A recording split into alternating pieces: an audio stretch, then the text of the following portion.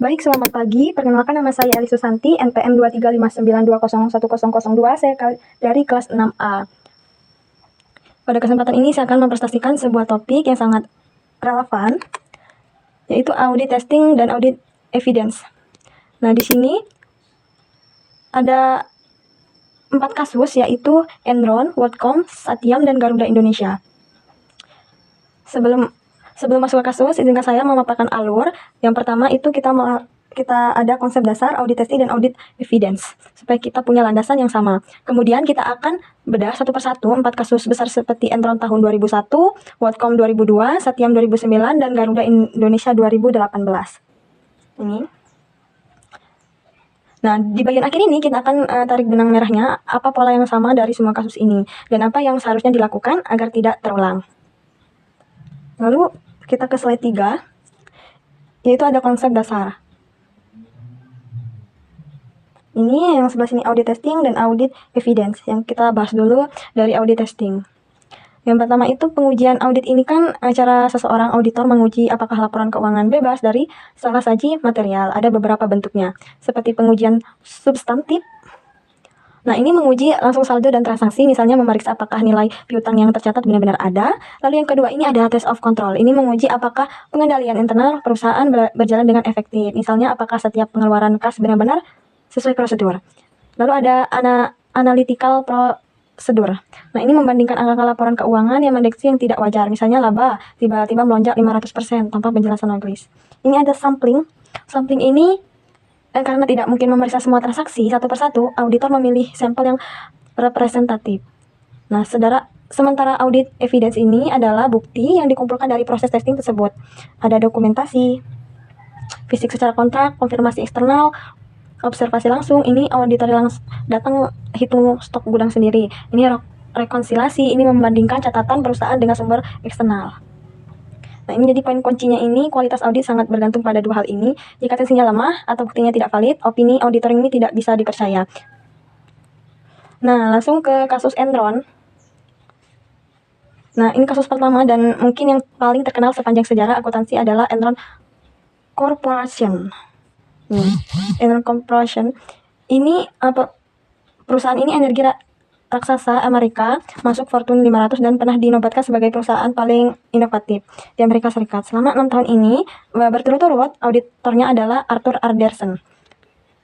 Nah, ini salah satu 5 kantor terbesar di dunia. Ini Arthur Andersen gagal menguji substansi transaksi SPE, hanya memeriksa formasi dokumen tanpa menguji resiko sebenarnya.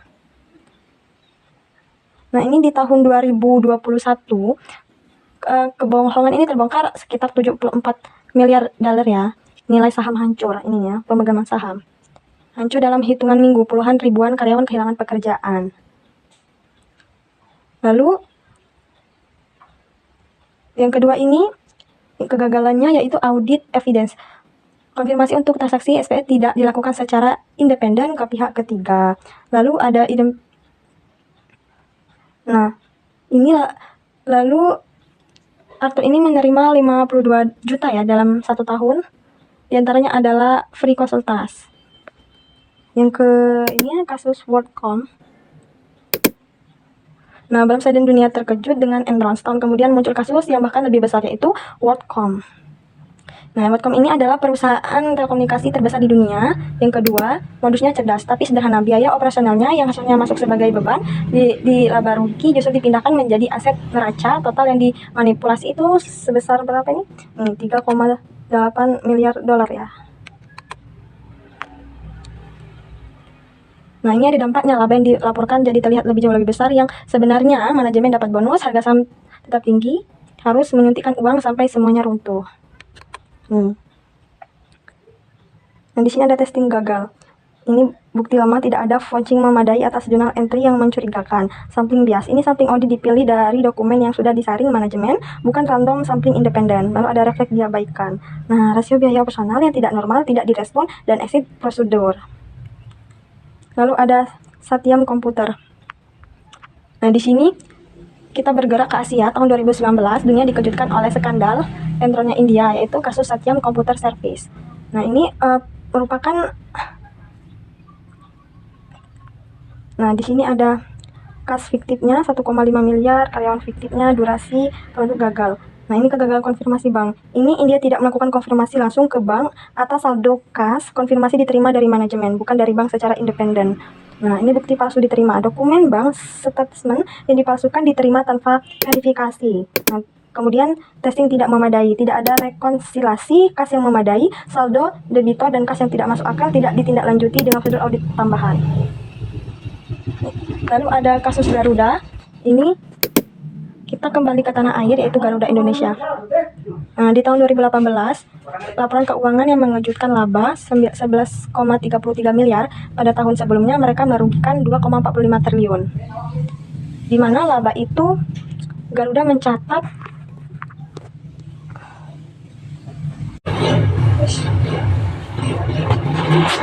yaitu kasus keempat, yaitu kasus Garuda Indonesia di tahun 2018 atau 2019.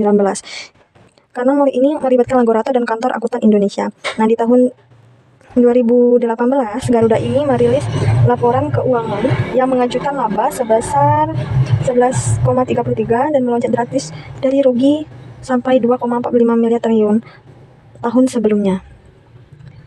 Ini perkiraan yang luar biasa. Terus di mana labanya? Garuda mencatat 239 juta sebagai pendapatan dari perjanjian layanan konvokasi. Nah, di sini juga tahun 2019 OJK dan Kementerian Keuangan ini menolak mendatangi laporan keuangan karena menemukan kejanggalan. OJK dan Kemenku memeriksa KAP Tanubrata Sutanto audit Garuda. Lalu 2019 KAP dikenai sanksi pembukuan izin selama 12 bulan. Garuda didenda sampai 100 juta. Nah, ini ada analisis komparatif.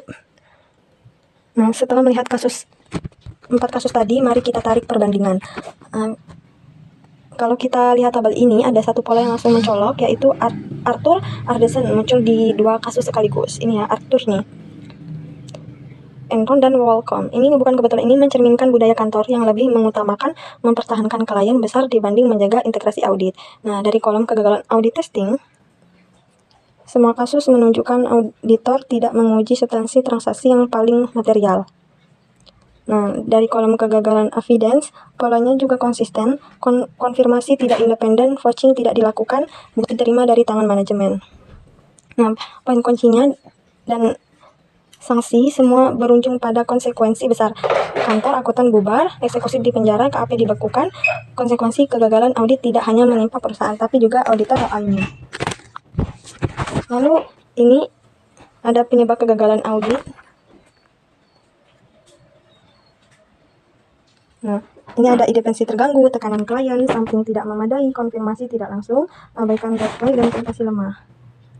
Lalu ada rekomendasi penguatan praktik audit. Ini rotasi audit wajib, sampling berbasis resiko. Ini meningkatkan sampel size untuk akun berisiko tinggi.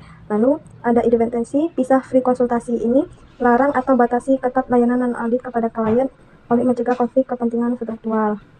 Lalu konfirmasi langsung ISA 505. Lakukan konfirmasi positif secara langsung kepada bank dan pihak ketiga. Ada skeptisme profesional, dorong budaya skeptisme. Lalu ada peer review PCAOB. Ini memperkuat inspeksi independen atas kertas kerja audit oleh regulator. Nah, kesimpulannya, audit yang kuat melindungi publik. Kegagalan audit testing dan evidence telah menyebabkan kerugian triliunan dolar global. Bukti audit yang kuat dan independen adalah fondasi kepercayaan pasar modal. Regulasi yang ketat seperti SOX, ISA lahir dari kasus-kasus nyata ini. Nah, audit harus menjaga skeptisme profesional setiap saat tanpa kompromi.